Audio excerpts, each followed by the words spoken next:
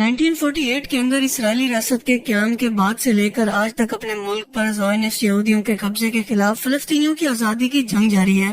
دنیا میں آج ان دونوں کی حمایت اور مخالفت کے اندر دو الگ الگ بلاکس بن چکے ہیں اور ہر جگہ پر بس یہی چیز ہی ڈسکس ہو رہی ہے۔ پر ایک سب سے اہم چیز جس پر کوئی بھی شخص بات نہیں کر رہا اور وہ ہے اس لڑائی اور فساد کا اصل قصوروار یعنی برٹش امپائر، جس نے پاکستان اور انڈیا کے درمیان کشمیر کی طرح مسلمانوں اور یہودیوں کے درمیان جان بوجھ کر اس بارڈر کے تنازع کو رکھا تاکہ یہاں پر کوئی ایک اسٹیبلش گورنمنٹ کبھی بھی نہ آ سکے اور ان کا کنٹرول اور ان کی سپورٹ ہمیشہ کے لیے ڈیپ اسٹیٹ کی طرح پورے ملک پر رہے۔ ان کی طرف سے اپنے دور حکومت کے اندر بارڈر کی غلط تقسیم سے لگائی گئی آگ آج تک بجھنے کا نام نہیں لے رہی۔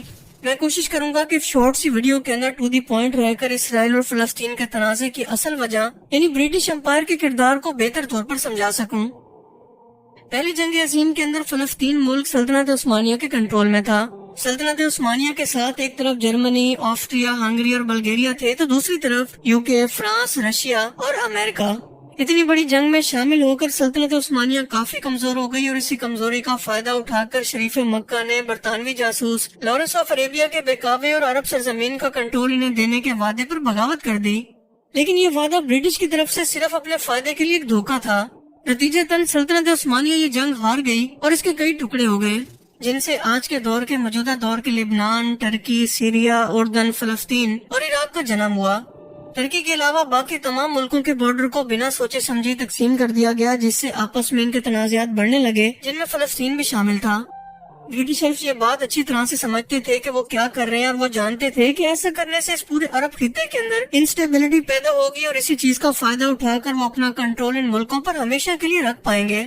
اب یہ جنگ چونکہ فرینچ اور برٹشرز نے مل کر لڑی تھی، لہٰذا برٹش اور فرینچ حکومت کے درمیان ایک ایگریمنٹ ہوا جس کے مطابق ان دونوں ملکوں نے سلطنت عثمانیہ کے آزاد ہونے والے علاقوں کو آپس کے اندر تقسیم کر لیا۔ اسے کہتے ہیں سیکیس پیکارڈ۔ اس دوران نہ تو کسی قوم کو، نہ کسی نسل کو اور نہ کسی علاقے کی شناخت کا دھیان رکھا گیا۔ مثال کے طور پر اگر کوئی علاقہ ایک خاص نسل کے لوگوں کی رہائش کا تھا تو بجائے اس کے کہ اسے ایک پوری اسٹیٹ بنا دیں، بالکل اس کا الٹ کر کے اس قوم کے درمیان میں ایک لائن کھینچ کر بارڈر بنا دی گئے۔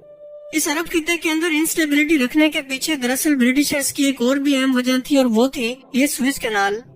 یہ چھوٹی سی کینال برٹشرز کے لیے انتہائی اہم تھی اور اس وقت بھی ہے، کیونکہ یہ لوگ شروع سے ہی کاروباری تھے اور ان کے امپائر کے اندر انڈین اوشن سے یورپ کے لیے میڈیٹرین سی تک جوڑنے کا کام یہ سوئس کینال ہی کیا کرتے تھے۔ اسی لیے اس پر ڈائریکٹ یا پھر انڈائریکٹ کنٹرول ان کی لائف لائن تھی، جو کہ ایشیا کو یورپ سے کم ترین فاصلے سے جوڑتی ہے۔ فلسطین کیونکہ ایک زمانے کے اندر یہودیوں کا گھر تھا اور وہاں سے یہ در بدر ہو کر پورے یورپ کے اندر ہزاروں سالوں سے پھیل چکے تھے، یہ برطانیہ میں بھی موجود تھے۔ سلطنت عثمانیہ کے دور کے اندر ہزار کوششوں اور لالچ کے باوجود بھی سلطان عبدالحمید ان کے ساتھ فلسطین کا سودا کرنے کے لیے تیار نہ ہوئے تو ان لوگوں نے بغاوت کروا کر سول وار شروع کروا دی۔ اب سلطنت عثمانیہ کے ٹوٹنے کے بعد ان کے پاس واپسی کا بہترین موقع تھا، جس کا انہوں نے فائدہ بھی اٹھایا، کیونکہ اب یہاں پر زائونسٹ موومنٹ کی شروعات کی گئی کہ ہمیں اپنا آبائی وطن فلسطین واپس چاہیے۔ فلسطین میں اس وقت 87% مسلم اور صرف 3% ہی یہودی تھے۔ فلسطین ملک میں مسلمان ملک کے بجائے یہودی اسٹیٹ برٹشرز کے فائدے کے اندر تھی، جس کی سپورٹ اسے ہمیشہ ملتی رہتی، لہٰذا اپنے پولیٹیکل فائدوں اور سپورٹ کے لیے برٹش فارن سیکرٹری آرتھر بیلفور نے برٹش کمیونٹی کے ایک اہم یہودی ممبر والٹر روف چائلڈ کو ایک خط لکھ کر یہ وعدہ کیا کہ ہم یہودی قوم کو ایک اسرائیلی ریاست بنانے کے اندر مدد کریں گے۔ شریف مکہ کو عرب ملکوں کی حکومت دینے کے وعدے کے خلاف جا کر فرانس حکومت کو برٹشرز نے یہ وعدہ کیا کہ ہم عرب ملکوں میں سے آدھا آپ کو دیں گے، بس ہمارا ساتھ دینا۔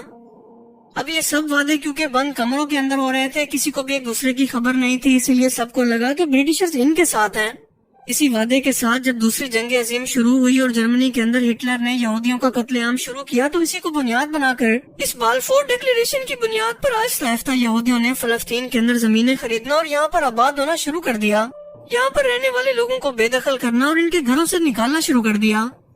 اب آہستہ آہستہ فلسطین کے اندر مسلمانوں کی آبادی کم ہو کر ان کو مائنورٹی کے اندر بدلنے لگی، جس کا سیدھا سیدھا قصوروار تھا صرف اور صرف برطانیہ، جس نے بنا یہاں کی عوام کی خواہش اور ان کی مرضی جانے بغیر صرف اپنی سپورٹ اور اپنے فائدے کی خاطر ایک خط پر اس ملک کو لکھ کر یہودی قوم کے حوالے کر دیا۔ یہ سب دیکھ کر 1936 کے اندر فلسطینی عوام نے آخرکار تنگ آ کر برطانوی حکومت کے خلاف بغاوت کر دی۔ برٹشرز نے اپنی عادت کے مطابق اسے بغاوت کہہ کر اسے کچلنے کی بہت کوشش کی، کافی لوگوں کو پھانسیاں بھی دی، لیکن یہ آواز دب نہ سکی۔ आखिरकार तंग आकर ब्रिटिशर्स ने 1942 के अंदर खुद को बीच से निकालकर यहूदी और मुसलमानों को आमने सामने लाकर खड़ा कर दिया, क्योंकि वो जंगें लड़ लड़कर थक चुका था। लेकिन इन दोनों कौमों और मजहब के मानने वालों के दरमियान नफरत की जो आग शुरू हुई वो आज तक बाकी है। 1947 के अंदर ये मामला यूनाइटेड नेशन के अंदर चला गया, तो यूनाइटेड नेशन ने दुनिया के सामने दिखावा करते हुए ये तजवीज दी कि फलस्तीन मुल्क को 2 रियासतों के अंदर बांट दिया जाए, जिसमें से 45% हिस्सा फलस्तीनी मुसलमानों के लिए, जबकि 55% या 55% यहूदियों को दे दिया जाए, जबकि यरूशलेम शहर इन दोनों के पास होगा, इस पर किसी का कंट्रोल नहीं होगा। अब ये चीज सरासर ज्यादती थी, क्योंकि मुसलमान उस टाइम की तादाद के अंदर यहूदी कौम से डबल थे।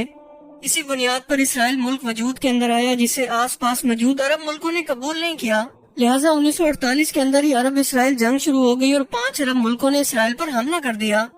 सबको लगता था कि ये छोटी सी रियासत इस जंग को बर्दाश्त नहीं कर पाएगी, पर इसका बिल्कुल उल्ट हुआ, क्योंकि इसराइल अमेरिका और दूसरे वेस्टर्न मुल्कों की मदद से इन तमाम अरब मुल्कों को शिकस्त देकर फलस्तीन के 75% हिस्से पर काबिज हो गया।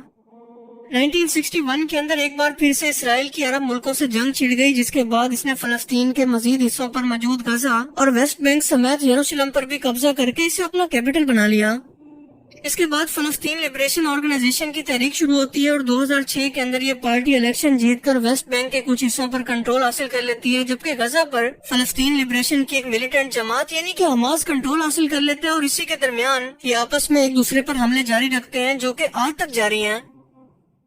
यहूदी कौम को यूरोप के अंदर इसलिए भी बर्दाश्त नहीं किया जाता था, क्योंकि वहाँ के क्रिश्चियन इनको जीसस क्राइस्ट के खिलाफ साजिश करके इन्हें सूली पर लटकाने का कसूरवार मानते थे, और इसीलिए इस कौम का किसी एक जगह पर ठिकाना नहीं था। ये हर जगह पर बस अकलियत या फिर मिनॉरिटी में थे।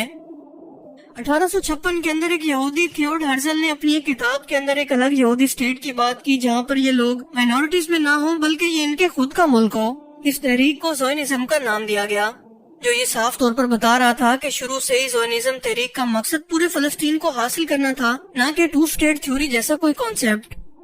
इस तहरीक को चलाने वाले लोग शुरू से ही एक्सट्रीमिस्ट किस्म की सोच के मालिक थे, जैसे हर मजहब के मानने वालों के अंदर पाए जाते हैं, न कि सब के सब यहूदी इसके अंदर शामिल थे। यही वजह है कि खुद अमेरिका के अंदर बसने वाले ज्यूज आज भी गजा के अंदर होने वाले इसराइली मजालिम और इसराइली रियासत के वजूद के न सिर्फ खिलाफ हैं, बल्कि इनके खिलाफ मुजाहरे भी कर रहे हैं, क्योंकि वो लोग सच को पहचानते हैं। तो ये थी इसराइल और फलस्तीन के दरमियान तनाज़े की असल वजह, जो कि शायद अब तक हिस्ट्री बुक्स के अंदर भी आपको ठीक से ना पढ़ाई गई हो। अगर आपको इस वीडियो से कुछ नया जानने को मिला तो इसे अपने दोस्तों के साथ भी जरूर शेयर करें। और अब मैं मिलूंगा आपसे एक ऐसी ही नई इंटरेस्टिंग वीडियो में। तब तक के लिए अपना बहुत सा ख्याल रखिएगा। Thanks for watching this video. Allah Hafiz.